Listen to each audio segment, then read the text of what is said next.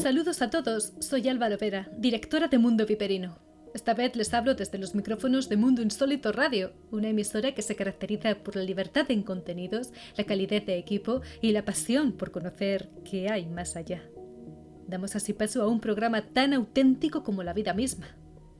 Al fin y al cabo, no hay nada más aterrador que la verdad. Hay quien los compara con monos o cerdos, ratas, delfines. Otros dicen que hasta un animal es más inteligente que nosotros. El último testeo ya sabemos que tiene que ver con el bichito y la reacción social.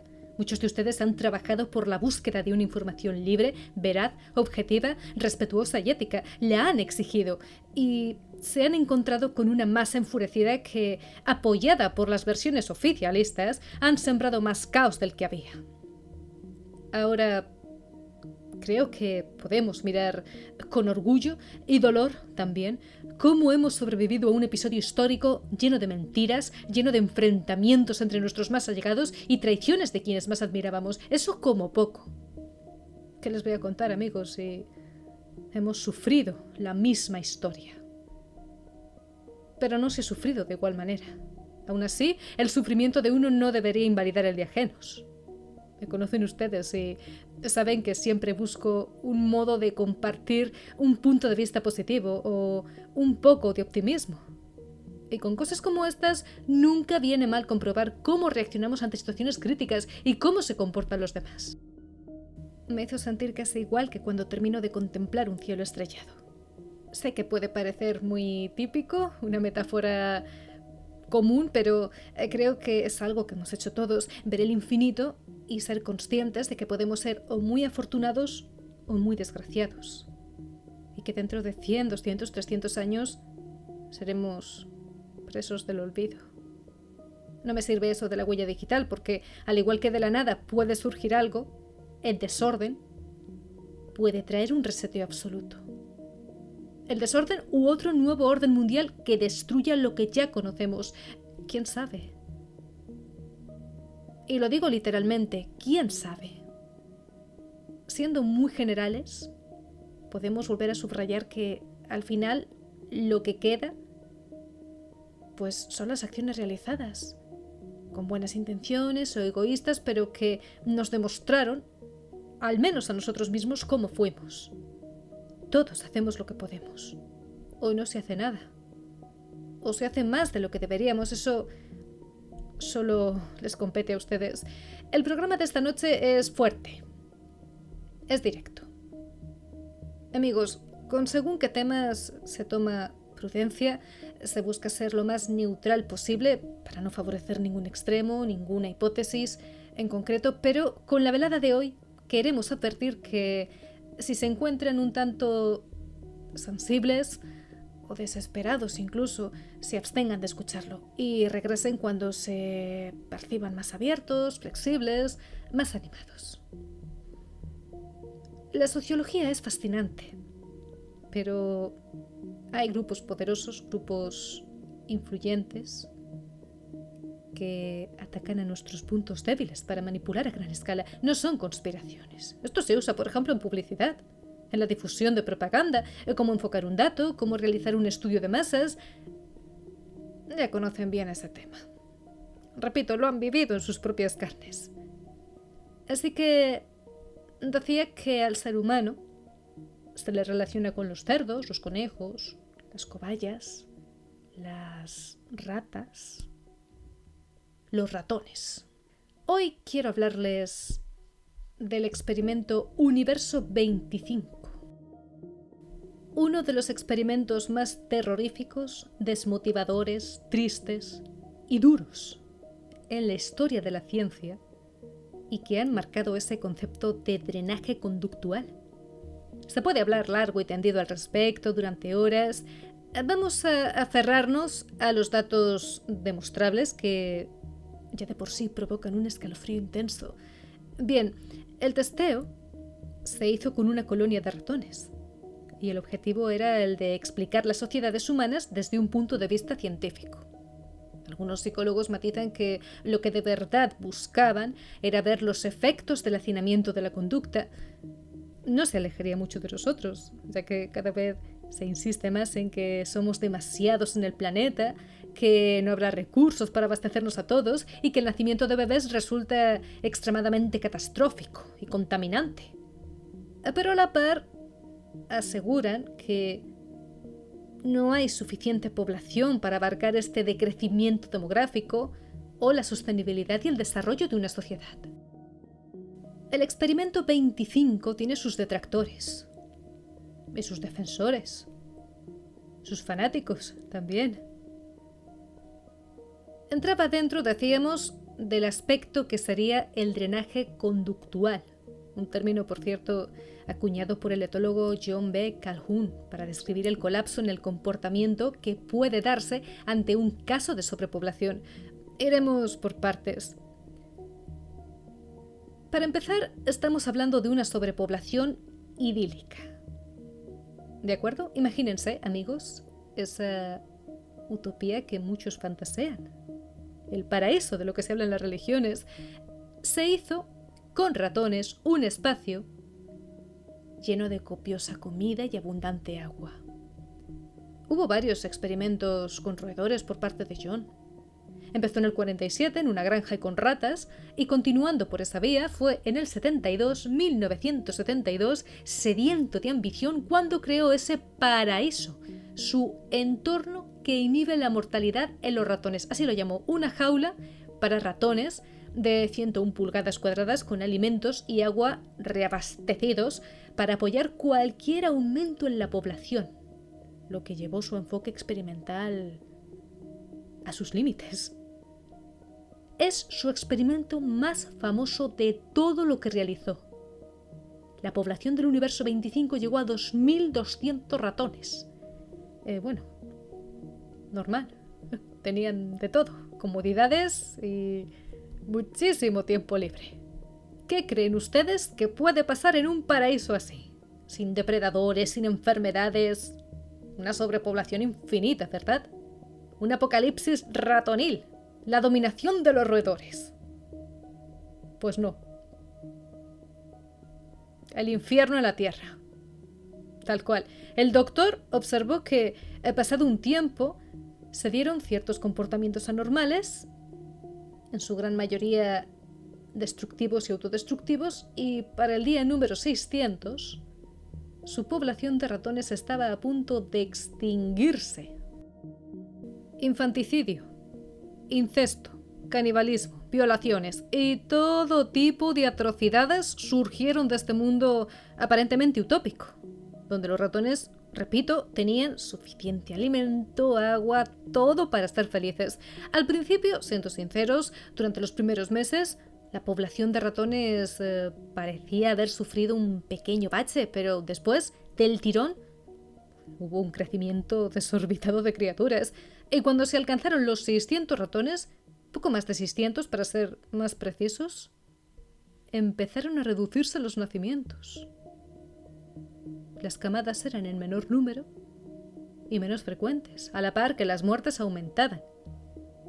Había algo, había un freno, una cuerda que había retenido el curso de ese mundillo. Y se estaba viendo un drenaje conductual. Y aquella sociedad ratonil se dividió en grupos. Entre ellos había luchas de poder y periodos de sexo obsesivo, compulsivo, indiscriminado, al que luego le seguía una pertinaz sequía. Echando cuentas, tirando de notas privadas, el último de los ratones nació en 1970. Y para entonces el caos ya se había apoderado del recinto.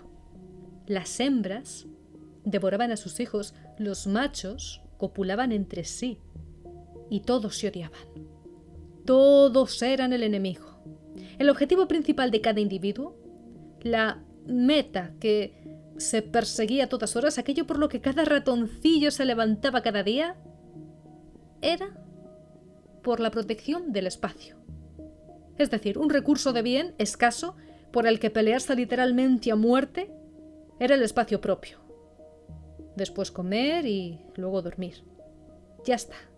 El espacio propio. Como les decía, esa sociedad se dividió en grupos. Surgió una jerarquía. Un grupo se llamó Los Miserables, y en él estaban, ya se lo podrán imaginar, los ratones atacados por los roedores más fuertes. Y esa extrema agresividad provocó que los machos colapsasen mentalmente y las hembras se unieran entre sí, protegiéndose mutuamente, devorando a sus crías, siendo muy agresivas con ellas. Las consideraban una amenaza y rehuyendo del deber de la reproducción. Se aislaban, no querían saber nada de nadie. Otro grupo que parecía estar al margen de semejante barbarie. Por cierto, hay científicos que comparan el universo 25, ese espacio utópico, esa copia del paraíso del que presumen las religiones, con Sodoma y Gomorra. Más que con lo divino, con el infierno. Y dicho grupo era el de unos ratones machos llamados los guapos, o los chulos, los hermosos. Dedicaban su día a comer, a dormir, a acicalarse, a tusarse el pelo, sí, muy monos ellos. Y el equipo del Dr. Calhoun pensó que bien, un sector de la población que resiste al apocalipsis, incluso ellos quieren verse bien, limpios, arreglados. Pues no. Guardaban una enorme apatía e indiferencia ante el sexo. Es que no querían. Suficiente tenían con la comida, su pulcritud y su sueño. No le veían sentido al sexo. El Dr. Calhoun explicó que los ratones vivieron una vez y murieron dos veces. La primera muerte se dio cuando la sociedad ratonil quedó condenada ante la llegada de individuos no activos o no fértiles. Y la segunda vez cuando su esencia, la esencia de esa sociedad, había llegado a su fin, se había perdido. Eso no eran ratones.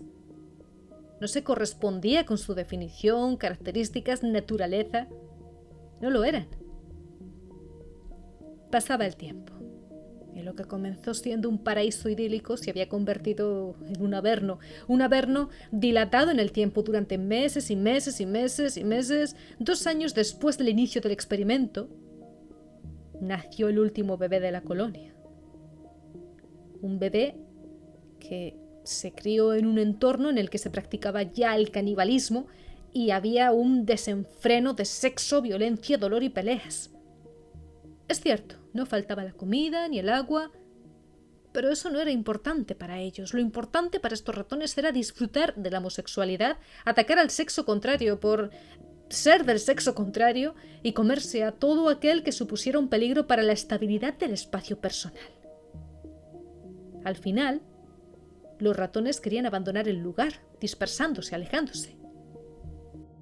Por lo que se ha registrado, John Calhoun repitió el experimento más de 20 veces y el resultado era el mismo: autodestrucción, sin escrúpulos, sin límites.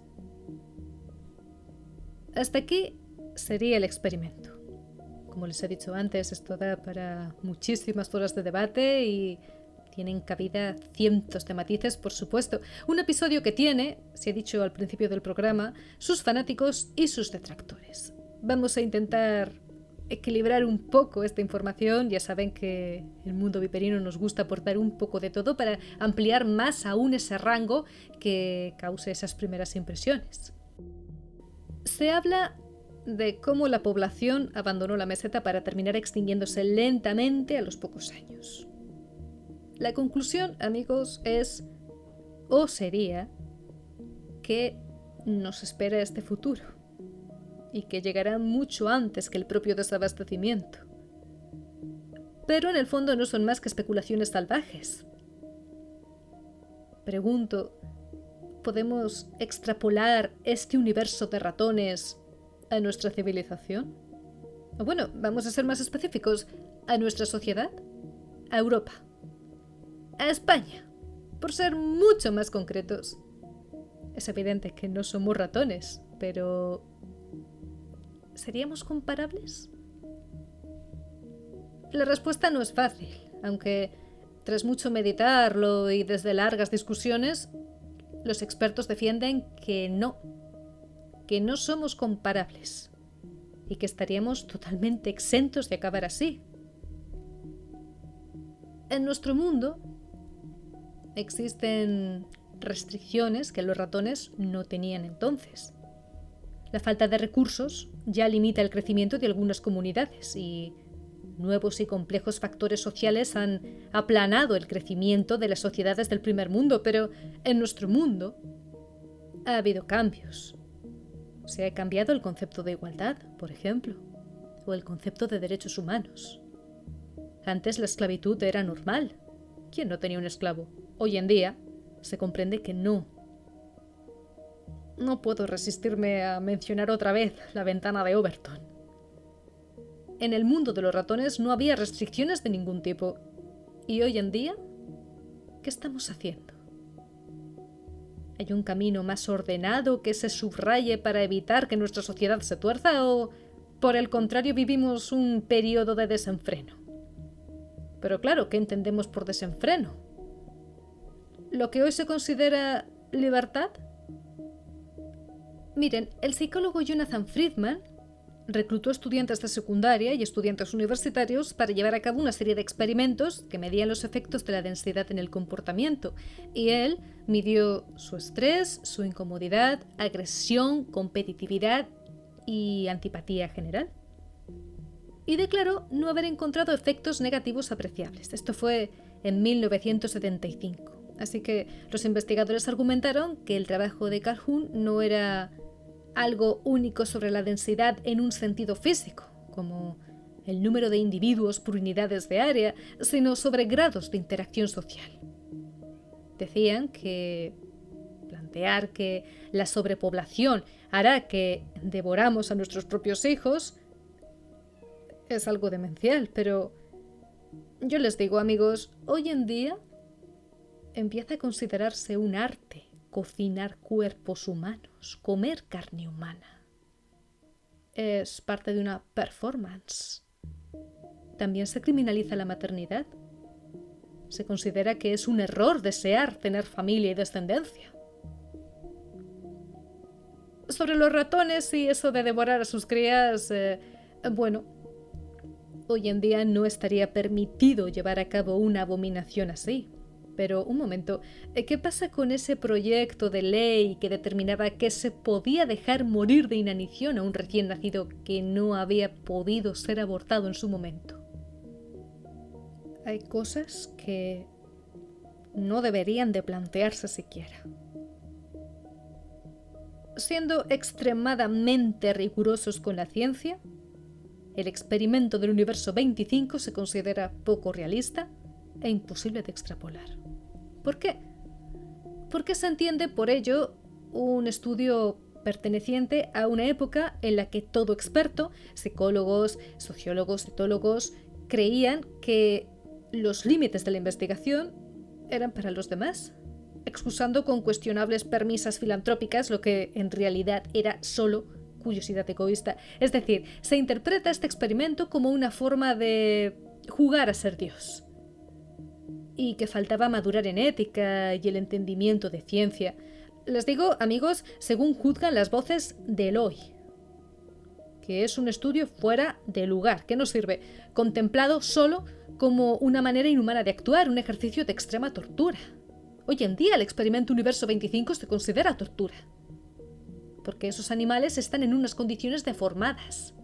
No representan lo que sucede en la humanidad, ni lo que sucede ni lo que sucederá. Los científicos ven irreal un mundo donde hay infinitos recursos y nula enfermedad o mortandad. Hay quien ha llegado a pensar que las élites saben de este desenlace y por ello nos limitan muchas cosas, para evitar un desastre tan fuerte. Nos dicen qué es lo que necesitamos y queremos, impidiéndonos escucharnos a nosotros mismos o reparar en lo que de verdad precisamos. Por ejemplo, se insiste en que el éxito, lo que todo el mundo quiere y ansía, es ser famoso y tener muchísimo dinero, pero en medio de una guerra, en un sitio donde no hay ni comida ni agua, ¿sirve de algo tener el bolsillo lleno de monedas? Nosotros no vivimos de los euros o de los dólares, de los pesos. No comemos mantas bordadas con hilo de oro. No comemos portátiles de última generación. Comemos hortalizas, carnes, pescados. Saben por dónde voy, ¿verdad?